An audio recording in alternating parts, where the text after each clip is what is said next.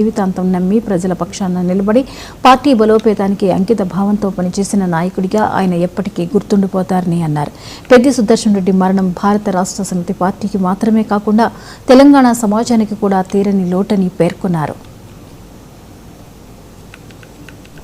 ఒక సామాన్య రైతు కుటుంబంలో పుట్టి అంచెలంచెలుగా ఎదిగి ఒక శాసనసభ్యుడిగా రాష్ట్ర నాయకుడిగా ఎదగడం జరిగింది.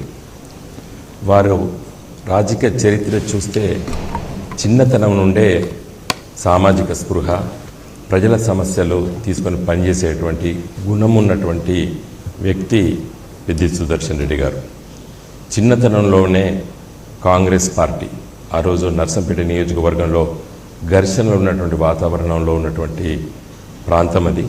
ఆ సమయంలో ఆయన కాంగ్రెస్ కార్యకర్తగా, బ్లాక్ కాంగ్రెస్ ప్రెసిడెంట్గా, జిల్లా కాంగ్రెస్ పార్టీ నాయకులు నాటి అధ్యక్షులు చెరుకుపల్లి శ్రీనివాసరెడ్డి గారి నాయకత్వాన పనిచేసిన సందర్భంలో 2001లో కేసీఆర్ గారి నాయకత్వాన తెలంగాణ రాష్ట్ర సమితి ఆవిర్భవించడం, జూన్ మాసంలో హన్మకొండ నగరంలో ఒక పెద్ద బహిరంగ సభ కేసీఆర్ గారు నిర్వహించి దాంట్లో ప్రసంగించిన తర్వాత వరంగల్ జిల్లాలో వాతావరణం చాలా పెద్ద ఎత్తున మార్పు జరిగింది.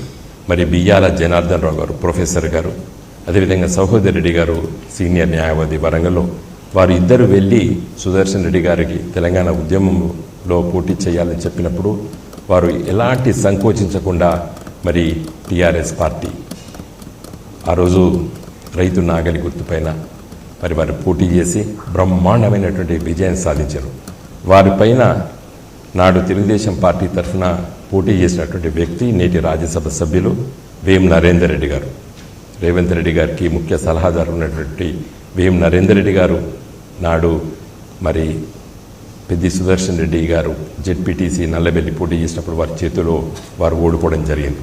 2006లో జిల్లా పరిషత్ టీఆర్ఎస్ పార్టీ ఫ్లోర్ లీడర్గా ఎన్నిక కాబడ్డారు.